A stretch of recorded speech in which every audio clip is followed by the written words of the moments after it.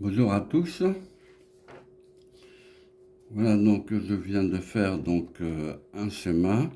Alors ce schéma-là est identique au même schéma que les vidéos 127.1 et 127.2 également, puisque nous avons refait ces deux vidéos, étant donné que YouTube nous a prévenu que le format était inadéquat pratiquement. Donc j'ai dû refaire le format et je tiens à remercier YouTube en même temps, puisque effectivement il y avait une bande noire en haut puis une bande noire en bas que je n'avais pas fait attention. Voilà. Donc YouTube m'en a averti et je les remercie. Voilà, donc là cette fois-ci, j'ai réglé ma caméra correctement, voilà, donc en espérant que tout va bien. Bon, pour l'instant. Bon, voilà, donc je répète, hein, à partir de la vidéo 137.1 et 137.2. Donc là, c'est juste une correction que je vais faire, hein. Donc, mais ça sera uniquement une seule vidéo ou deux vidéos, hein. Donc ça dépend le temps que je vais parler. Voilà. Bon, donc P1, comme je vous l'ai dit sur la dernière vidéo, donc P1 est un front montant. Donc on envoie une impulsion positive à l'entrée de l'inverseur et en sortie de l'inverseur, nous avons une impulsion négative, c'est-à-dire de L vers le As. Donc, enfin de L, euh, oui, de L en haut, puisque donc l'impulsion du front descendant, l'inverse par rapport à celui-là. Donc, celui-là, c'est de As vers L, et l'autre, c'est de L vers As. Voilà, donc le As se trouve en bas. Donc, c'est l'inversion, donc en bas, c'est 0. Donc, de As vers L. Voilà. 0 ici, nous avons 1 ici. Donc 1, 0 à l'entrée du circuit et en sortie, nous avons automatiquement 0. Il suffit de bien connaître la table de vérité de circuit et. Alors, la LED L4 restera allumée un peu plus longtemps que de coutume, que de prévu, hein. Ici, donc là, ce ne sera pas une seconde qu'elle restera allumée, puisque ici, nous avons mis 10 microfarads. 4 branchés en série, ça fait donc 2,5 microfarads exactement, hein. Donc la réponse était ça. Donc puisque nous avons comment dire, on a manqué donc de 1 microfarad. Nous n'avons pas de 1 microfarad. Alors, qu'est-ce que nous avons fait? Donc nous avons triché un petit peu. Nous avons triché et nous avons mis donc 10 microfarads en série par 4 condensateurs. Donc il suffit de diviser. Donc 10 microfarads divisé par 4, ça fait donc 2,5 microfarads. Donc la LED L4 restera allumée pendant 2 secondes 5. Voilà, vu que c'est la même résistance d'un mégome. Sinon, pour la deuxième constante de temps, donc c'est bien une seconde là, donc 1 mégome multiplié par 1 microfarad, donc 10 puissance moins 6 multiplié par 10 puissance 6 est égal à 10 puissance 0, donc une seconde. Sinon, l'interrupteur SW0, comme je vous l'ai évoqué sur la dernière vidéo, permet d'effacer l'entrée clear. Si SW0 se trouve en position bas, hein, donc à la masse si vous préférez, donc nous avons 0 à l'entrée de la bulle et en sortie de la bulle, nous avons 1 et l'entrée clear est activée, donc ce qui permet d'effacer la bascule. Voilà. Donc, dans ce cas-là, on met donc SW0 sur la position 1. Vous voyez, donc, la position 1 est reliée au plus. Voilà, donc l'entrée porosette est reliée au plus pour ne pas influencer la bascule, parce que sinon, si on met au moins, la bascule va se trouver à l'état 1. Donc si se trouve à l'état 1, la LED Q sera allumée. Donc la LED L0 sera allumée constamment. Voilà, donc c'est pourquoi que nous avons mis prisette au plus pour ne pas influencer la bascule D. Voilà. P0, bon, bah, donc avec le front montant, donc une impulsion positive qui permet de commander le circuit d'horloge. Et ensuite, donc une fois qu'on commande le circuit d'horloge, Q recopie data, soit 0, le code binaire 0, ou soit le code binaire 1. Si la LED est allumée, donc le code binaire 1 est recopié, donc Q recopie le 1, qui renvoie, donc si on appuie sur P0 en même temps, on envoie le 1 à la LED L0, et cette dernière, elle s'allume, L0 notamment. Bon, la LED N1, bien sûr, entre-temps, elle s'éteint, donc bien sûr. Et si elle s'éteint, par exemple, et que vous appuyez P0 après que la LED N1 est éteinte, donc il y aura toujours un transfert donc d'horloge, Q recopie data, et à ce moment-là, au lieu de recopier le 1, on recopie le 0, puisque la LED L1 est éteinte. Dans ce cas-là, on recopie le niveau bas, ce qui permet de Q recopie data, donc recopie la position bas, 0, le code binaire 0 est transmis à la LED L0 pendant que vous appuyez sur le bouton P0 du front montant de l'impulsion positive à l'entrée d'horloge. Voilà, donc L0 restera bien sûr éteinte si vous appuyez après la constante de temps d'une seconde. La LED N1 donc restera donc allumée un peu plus d'une seconde à cause de la différence de 1 microfarad, puisque je ne les avais pas. Donc qu'est-ce que j'ai fait? Donc je les ai trichés, donc j'ai mis 10 microfarads en série, on divise par 4 et on trouve 2,5 microfarads. Donc la LED L4 va s'allumer pendant 2 secondes 5. Et une fois qu'elle est éteinte, donc cette LED-là, la LED L1 est allumée pendant 1 seconde de la deuxième constante de temps. Et la LED L0, si on appuie à temps sur le bouton P0 pendant l'allumage de L1, L0 s'allume. Voilà, donc, et SW0 permet de mettre l'entrée clear à 0 de façon à effacer la bascule D. Voilà. L'entrée prisette est reliée bien sûr au plus pour ne pas influencer la bascule. Voilà ce que j'avais à dire sur le MM74C221. Donc c'est deux monostables. Hein, donc, sinon, donc la bascule D, bon bah. Hein, vous devez savoir comment que ça fonctionne, un Q recopie D pendant que vous envoyez bien sûr un front d'horloge. Hein. Lorsque vous envoyez un front d'horloge, Q recopie D, que ce soit à l'état 1 ou à l'état 0. De toute façon, Q recopie toujours data. Data est égal données. Voilà, les données numériques, soit 0, soit 1, ici. Voilà, selon l'état de la LED N1. Voilà. Donc, on va passer à la pratique directement. Voilà, donc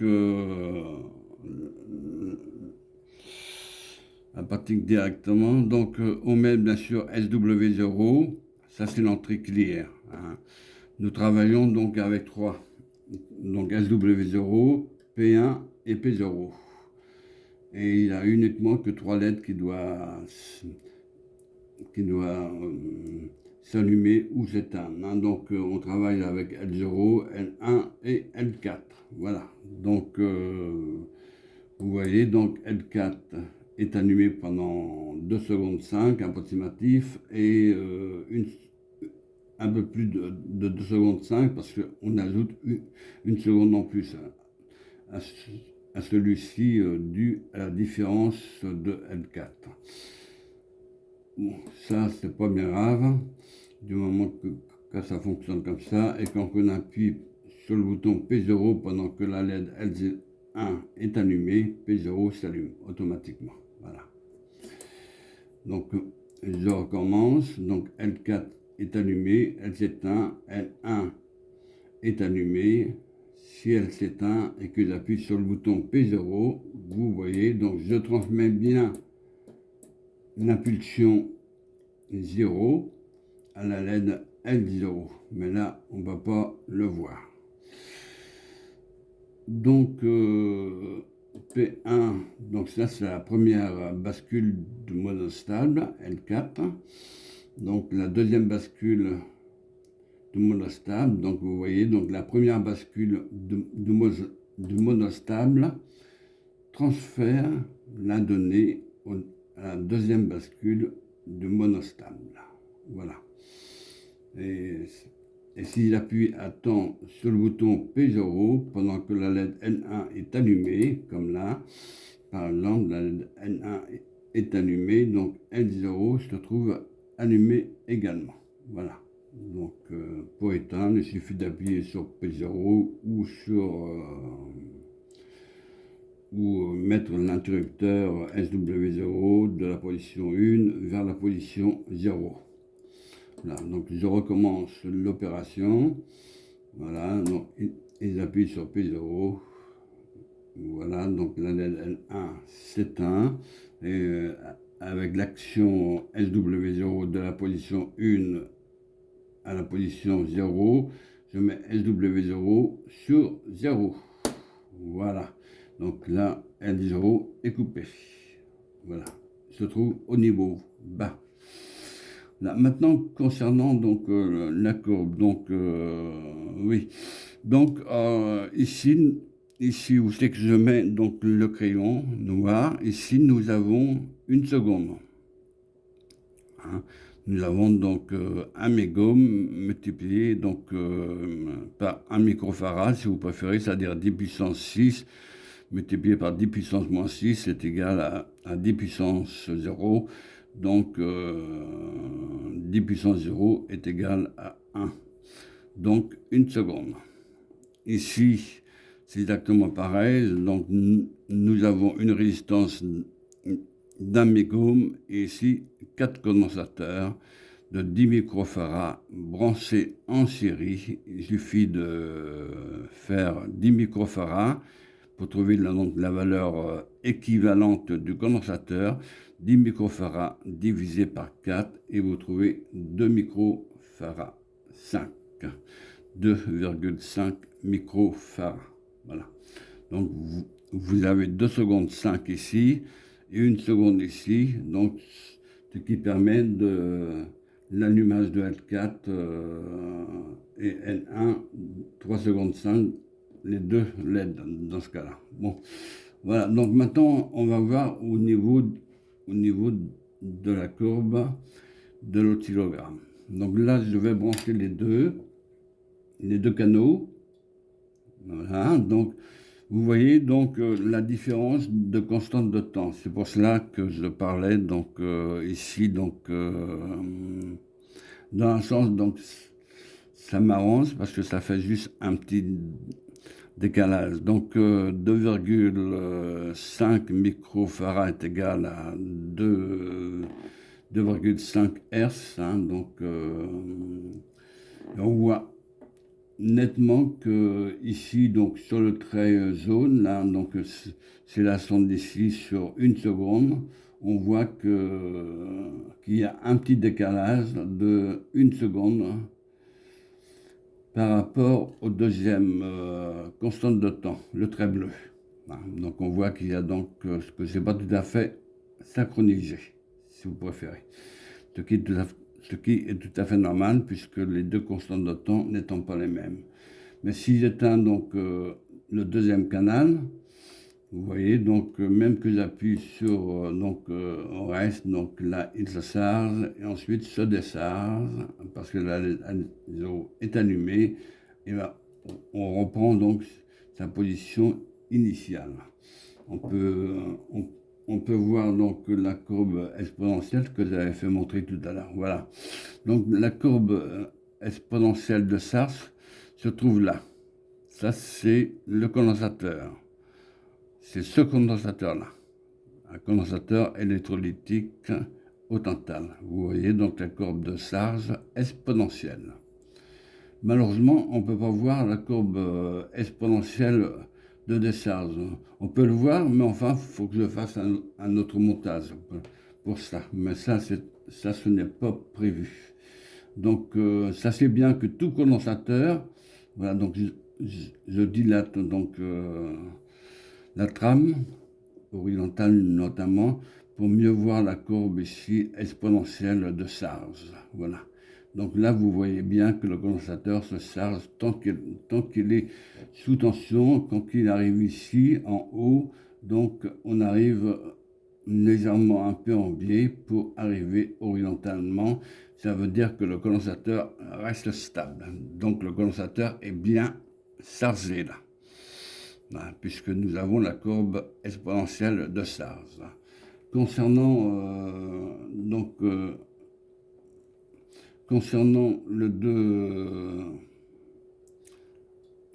la deuxième, donc c'est exactement pareil. Donc la sonde bleue, donc je vais mettre les deux là. Donc pour mieux voir donc la courbe de charge. Voilà, donc je vais donc l'agrandir exprès. Donc vous voyez ici donc la courbe de charge exponentielle est différente par rapport, donc là il faut que je branche les deux canaux, par rapport à la première constante de temps.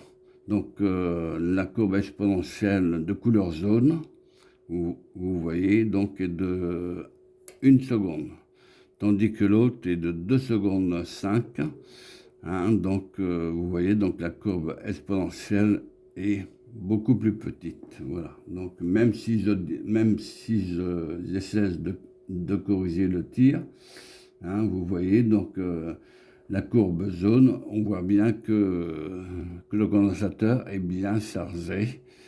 Et on voit donc perpendiculaire pratiquement. Donc, le trait vertical se trouve un peu oblique, ça c'est normal, puisque ce trait-là aussi. Donc nous avons donc une charge exponentielle moins importante que par rapport à la deuxième constante de temps. Donc la première constante de temps, c'est celle-ci, donc la courbe bleue, et la deuxième constante de temps de 1 seconde, c'est la courbe jaune. Voilà. Et l'autre, donc la courbe bleue, c'est 2 secondes 5 exactement. Donc je peux le déplacer si je veux, bien sûr. Donc la courbe jaune, donc je vais le mettre là. Et donc voilà, donc je peux mettre les deux, voir exactement la synchronisation.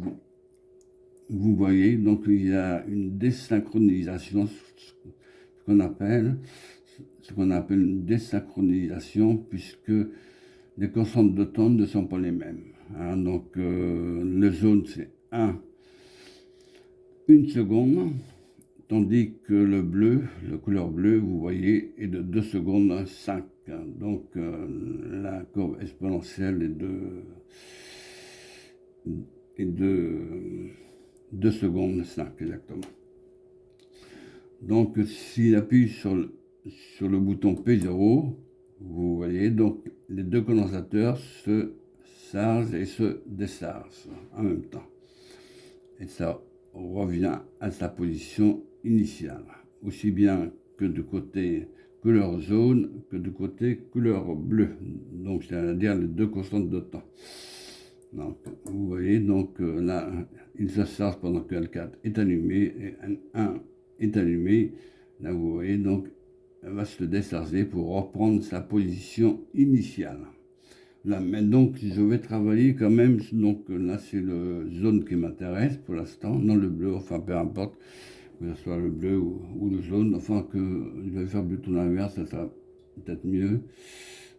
Donc, ça, on va l'éteindre. Voilà. Donc, on travaille, voilà, donc sur une seconde. Donc, nous avons bien donc 200 milliwatts. C'est bien cela. Donc, je trace ma courbe volontaire ici. Voilà. Pour que mon curseur puisse venir ici. OK. Donc là, on voit qu'il y a une petite différence au niveau de la constante de temps. Hein, puisqu'il y en a une qui fait 2 secondes 5 et l'autre qui fait donc 1 seconde. Voilà. Donc là j'éteins, donc il m'indique bien qu'il y a 2 secondes 5 d'écart. Donc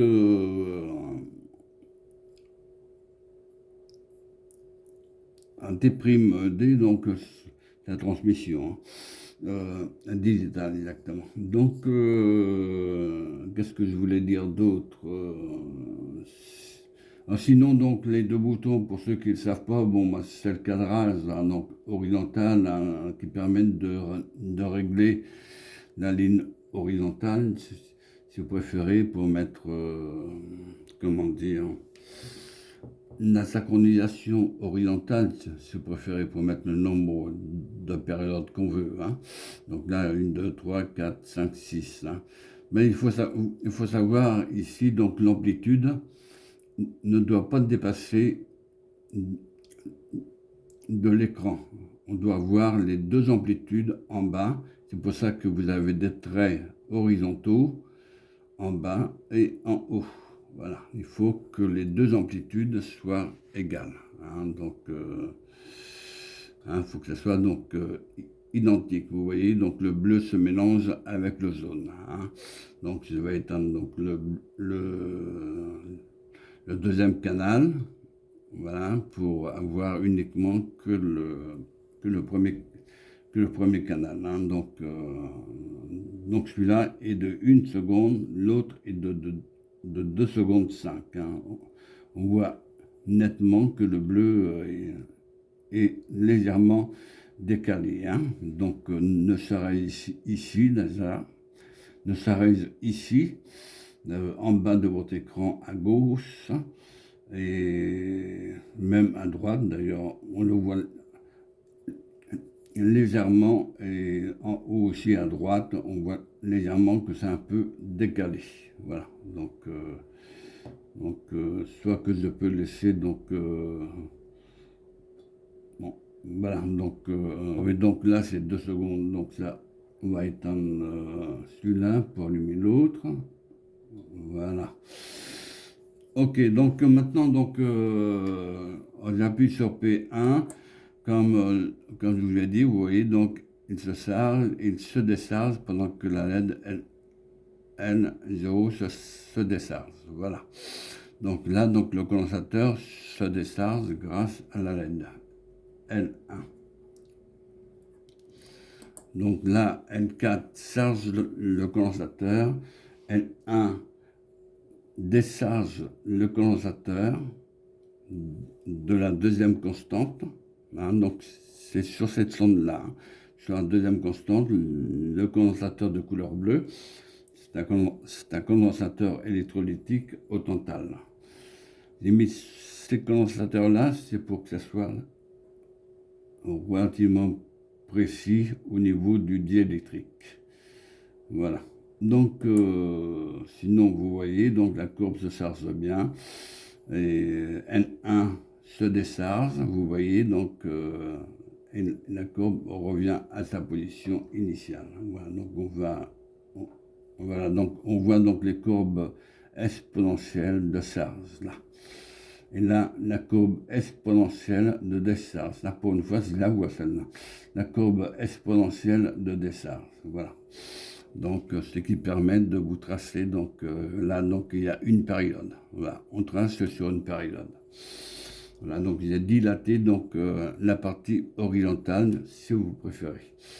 Voilà, donc on peut augmenter un peu la fréquence, mais voilà, mais là, donc c'est un peu, voilà, donc le mieux c'est de, on peut faire ça aussi, hein, donc moi je suis habitué, je sais que c'est la charge là en haut, puis là, donc c'est la décharge, là. Mais c'est préférable de faire, voilà, comme ça, vous avez la courbe exponentielle de charge, et vous avez la courbe exponentielle de décharge.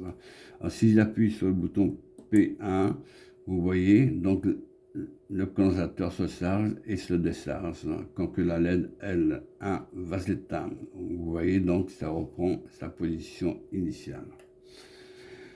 Voilà, en appuyant sur L0 et N1 allumé, j'appuie sur le bouton P0 et L0 s'allume. Voilà. Et la courbe donc reprend sa position initiale. Voilà, tout simplement. Voilà, donc le montage, c'est histoire comment dire, de faire fonctionner. Donc, on peut, donc, c'est ce qui permet de régler donc la constante de temps. Enfin, la constante de temps, je veux dire verticale. Donc là, donc on voit, voilà, donc voilà, donc là c'est bon, et là ça va être pareil, ok. Vous voyez donc la différence. Le bleu se trouve en haut parce qu'il y a 2,5 microfarads, donc ça fait 2 secondes 5. 2 secondes 5 ici de couleur bleue qui se trouve en haut et 1 seconde en bas. Vous voyez donc le décalage. Donc je vais essayer de mettre donc le décalage en haut. À peu près pareil. Plus que je le mets en haut aussi, plus qu'on va pas avoir. Oui, donc on va avoir du mal à voir. Donc faut que ce soit comme ça. Oui. Donc j'ai des marqueurs, hein, donc c'est pour ça que je vois tout de suite, hein. Donc voilà, donc on va le remettre comme c'était. Donc je l'avais mis, voilà. Donc sous cette position-là, donc c'est bon. Voilà, donc on voit bien qu'il y a donc la différence de constante de temps, hein. De toute façon, on le voit exactement, hein. Donc même si j'écarte, voilà. Donc là, on le voit nettement qu'il y a une différence de constante de temps. Voilà, celui-là, donc, il fait 2,5 microfarads et l'autre fait 1 microfarad. Donc, ça fait 1 seconde et l'autre 2 secondes 5. La première constante de temps. Voilà. Donc, sinon, donc, on va laisser là, donc le bleu. Voilà, donc, voilà, donc c'est quand même mieux. Donc maintenant, je refais l'essai, la P0, puis ensuite, je vous renvoie à la théorie. Donc ça, donc c'était donc allumé. Donc là, vous voyez, donc je peux mettre clear sur 0, pourtant clear est activé, mais si j'appuie sur P0, vous voyez donc la LED N0 ne s'allume pas, ce qui est normal. Donc L4 s'allume, elle s'éteint pour allumer L1. Ensuite, j'appuie sur le bouton P0 pendant que L1 est allumé, ce qui permet d'allumer L0. Voilà. Donc, ce que j'avais à dire. Sinon, donc pour remettre à 0, vous voyez, donc on met donc SW0 de la position 1 vers la position 0. Ensuite, on rebascule SW0 de la position 0 vers la position 1 et on appuie sur P1. L4 s'allume, L1 s'allume également et va s'éteindre, mais s'il appuie sur P0 attend, donc la LED L0 s'allume pendant que L1 est allumée, bien sûr, si elle est éteinte. Donc ça veut dire en d'autres termes que je copie le code binaire 1 pour pouvoir allumer L0. Voilà. Donc on efface. Donc L4, donc vous voyez, donc L1 est allumé. Donc je laisse éteindre, voilà. Et si j'appuie sur P0, rien ne se passe. On copie uniquement L0 sur L0. Voilà. On copie L1, donc éteinte. Le code binaire se trouve à 0. Donc état bas, on recopie pendant l'impulsion de P0 qui P0 commande la bascule, hein, la bascule D. Donc je recopie le 0, mais vous ne pouvez pas le voir puisque les LED sont éteintes. Donc voilà, donc là je recopie le niveau haut, la LED L0 est allumée. Voilà. Donc le principe de ce montage là. C'est pourquoi que je vous ai expliqué par le schéma. Voilà donc la courbe, donc vous pouvez donc là donc on va en régler sur 3 périodes. Donc il faut savoir bien analyser le circuit, hein. Donc c'est à partir du schéma et de l'oscillogramme qu'on puisse voir et puis aussi les deux constantes de temps. On voit que c'est un peu décalé, donc le trait jaune, donc c'est bon. Donc la courbe jaune, donc c'est bon. On voit bien que c'est bien un signal numérique, hein. Donc c'est pour ça que je disais que c'est un montage dissymétrique, puisque nous avons la première constante de temps de 2 secondes 5 et la deuxième constante de temps de 1 seconde. Vous voyez donc les constantes de temps ne correspondent pas. On le voit nettement par rapport au bleu, hein. Donc la sonde bleue elle est là, hein. Donc on le voit nettement que c'est un peu décalé, hein. Donc si c'était 1 seconde, la courbe bleue devrait être confondue avec la courbe jaune. Voilà, mais là ce n'est pas le cas. Vous voyez donc la courbe bleue qui se trouve décalée vers la gauche et la courbe jaune qui se trouve en position donc tout à fait normale, puisque c'est une courbe de 1 Hertz, donc 1 seconde. Voilà.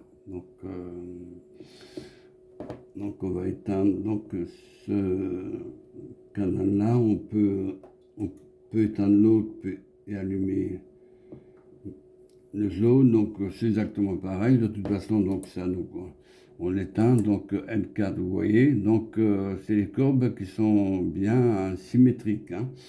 Donc regardez bien donc la courbe lorsque j'appuie sur le bouton P1. L4 doit s'allumer. Regardez bien, c'est bien les courbes symétriques que nous avons, donc les courbes numériques. Donc je appuie sur le bouton P0, vous voyez, donc la courbe est bien du niveau As au niveau L. Voilà, donc le front montant c'est ça. Et celui-là, le front montant. Donc là, le condensateur se décharge. Et là maintenant, il reprend sa position initiale. Voilà, comme je l'ai dit hier. Et pour le bleu, c'est exactement pareil, sauf la différence de couleur. Donc là, vous voyez donc la courbe exponentielle pratiquement de décharge, mais ça c'est normal puisque les constantes de temps ne sont pas les mêmes, hein. Lorsque je branche là, on voit nettement, hein, que la courbe bleue est légèrement à gauche, là. Voilà, donc là, je peux appuyer sur les deux, vous voyez. Donc L4 et L1, donc elle va s'éteindre. Automatiquement, on voit donc des courbes exponentielles. Voilà. Voilà, donc là, maintenant, c'est chargé. Sauf le condensateur qui se trouve là, donc sur la première constante de temps qui se décharge, bien sûr. Donc je vais éteindre voilà, donc je vais le laisser en bleu. Donc non, pas en bleu, c'est parce que c'est 2 secondes 5, donc on va éteindre celui-là et on va mettre l'autre canal. Voilà. Celui-là est plus net, avec 1 seconde. Donc là, vous avez une fréquence d'un Hertz. Donc 1 Hertz est égal à 1 seconde. Hein, et ce qui correspond à, donc, à 5, oui, à 5 millisecondes, c'est bien ça. Donc, constante de temps. Donc, sinon, donc, bien sûr, 0 volts. Donc, ça c'est normal. Là, donc, en bas, donc, il m'indique 2 volts, mais, oui, 2 volts, donc, 2 volts aux bornes de la résistance, hein, mais ça c'est normal. Bon, voilà, donc ceci étant dit, donc même si je mets donc les deux courbes, bon voilà, donc vous voyez, donc la courbe bleue est légèrement décalée puisque c'est pas la même constante de temps, hein. Voilà par rapport à la courbe jaune, voilà. Donc rien d'extraordinaire. Bon, là donc je vais éteindre pour que voilà, donc j'ai éteint donc, le premier canal. Bon, ça c'est normal qu'il y a un petit tremblement là parce que donc je peux voilà, donc je peux le mettre à ce moment-là donc plus près, donc pour éviter le tremblement. Voilà, vous voyez donc la courbe de Sars est bien respectée, hein. On voit bien le signal numérique, hein. Vous voyez donc le signal numérique est bien de N vers As. Donc impulsion positive et impulsion négative si ça va dans ce sens-là. Voilà, donc là c'est impulsion négative vers le haut et enfin vers le bas, impulsion négative vers le bas et impulsion positive vers le haut. Voilà, donc je répète, voilà, là c'est vers le bas et là c'est vers le haut pendant que N1 est allumé. Une fois que N1 est éteinte, on revient sur sa position initiale. Voilà. Donc, fin de cette pratique, hein. Là, c'est la 6e pratique. Et je vous renvoie donc à la 6e théorie, hein. Donc, je laisse donc exprès pour que vous puissiez voir le plus longtemps possible l'oscilloscope, hein, et en même temps donc l'expérience, donc vous voyez bien donc la N4 allumée, ensuite N1 est allumée, elle va s'éteindre. Donc si j'appuie sur P0, la LED L0 ne s'allume pas, ce qui est tout à fait normal. Il faut que j'attende donc L4, L1, donc j'appuie sur le bouton P0 et L0 s'allume pendant que L1 s'éteint. Voilà. Donc, il faut appuyer sur le bouton P0 pendant que la LED L1 est allumée afin d'allumer L0. Voilà le principe. Donc là, donc, je vais remettre à 0. Donc L4, ça c'est la première bascule. On transmet sur la deuxième bascule si j'appuie à temps. Donc N1 s'éteint et N0 est allumé, puisque N1 étant allumé, donc j'ai profité sur l'occasion de transférer le 1 vers le L0, donc pour que L0 puisse s'allumer. Voilà. Donc L4, transfert sur N1, j'appuie sur L0, et voilà, N1 s'éteint. Et donc l'oscilloscope, donc sa position initiale donc reste normale. Voilà. Donc là c'est bien les signaux numériques que nous avons, hein, de SARS et de DSARS bien sûr. Et voilà, donc j'ai oublié d'appuyer sur P1, sur P0, excusez-moi. Voilà, donc je recommence et ensuite je vous renvoie à la pratique. Voilà. Je vous renvoie à la théorie. Là, donc, j'appuie sur P0, vous voyez, donc, la LED L0 reste éteinte. Là, je l'appuie, donc L1 est allumé, donc pendant cela, j'appuie sur le P0, ce qui permet d'allumer L0. Voilà, sur P0. Donc, en appuyant sur P0 pendant l'allumage de L1, on allume L0 tout en appuyant sur P0, bien sûr. Voilà donc le but de cette pratique. Et je vous renvoie donc à la théorie. C'était peut-être un peu longuet, un peu long, mais là j'avais beaucoup de choses à vous expliquer sur l'oscillogramme et je n'ai pas terminé. Donc voilà, donc et je n'ai pas terminé. Donc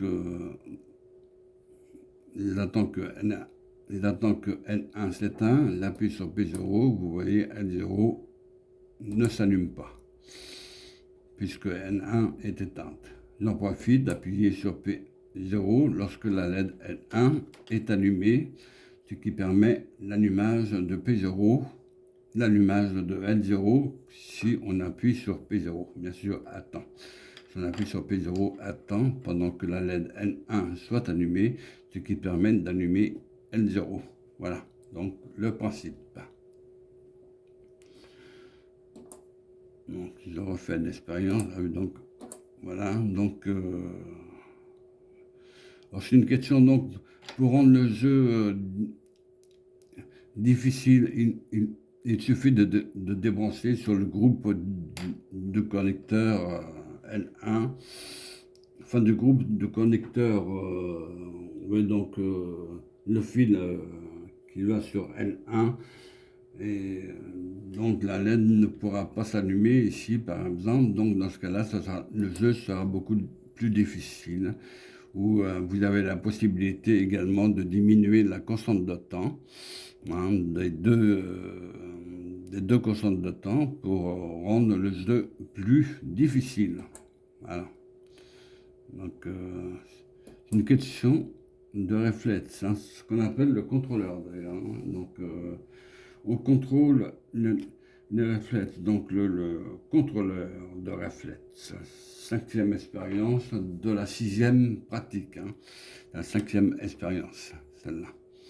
Bien sûr, ça va aller de plus en plus compliqué. Voilà. Donc, retenez bien donc l'oscillogramme, faites des captures si vous voulez, ça m'est égal, à partir du moment que vous puissiez comprendre. Voilà, donc faites des captures, je vais augmenter légèrement la trame pour que vous puissiez voir la courbe exponentielle de charge et de décharge en même temps. Voilà, donc on va remettre donc à sa position initiale, voilà, pour qu'on puisse bien voir, voilà, les courbes numériques. Voilà, là, nous voyons bien les courbes numériques du niveau As vers le niveau L, et du niveau L vers le niveau As. Voilà, donc la courbe numérique reste bien. Impeccable de ce côté-là. Bon, même s'il allume les deux, de toute façon, les deux canaux, donc il y aura donc toujours une différence. Vous voyez, donc le bleu se décale un tout petit peu. Mais enfin, donc, nous n'avons pas beaucoup de différence par le fait. Donc, non, c'est le côté. Voilà, donc, faut que ça, je vais augmenter légèrement vers le haut. Voilà. Donc, vous voyez donc le petit curseur jaune qui va vers le haut. Voilà, donc pour indiquer que le jaune se trouve vers le haut. Voilà, donc j'ai fait donc un petit décalage vertical. Comment dire, donc j'éteins donc le canal 1, voilà, pour laisser donc uniquement que le canal bleu. Donc, on voit que celui-là, il fait 2 secondes 5, je vais laisser l'autre. Alors, dans ce cas-là, voilà, celui-là, il fait 1 seconde 1. Donc, voilà, donc on va le mettre sur la position initiale.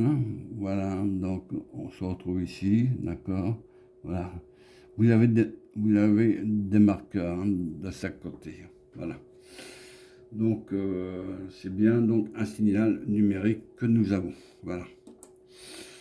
Là, le condensateur se décharge à toute vitesse, bien sûr, et là, continue à se décharger tant que la LED L1 est allumée. Ensuite, l'oscillogramme revient à sa position initiale. Il appuie sur P0, L4 est allumé. Ensuite, on allume N1 et pendant que N1 est allumé, il appuie sur le bouton P0 pour allumer L0. Voilà. Voici donc cette pratique numéro 6 est terminée cette fois-ci. Et nous allons passer directement à la théorie 6. Voilà. Donc je vous remercie de votre écoute et je vous dis donc à la prochaine fois. Voilà. Donc et bonne fin de journée. Voilà. À bientôt. Et merci de votre écoute.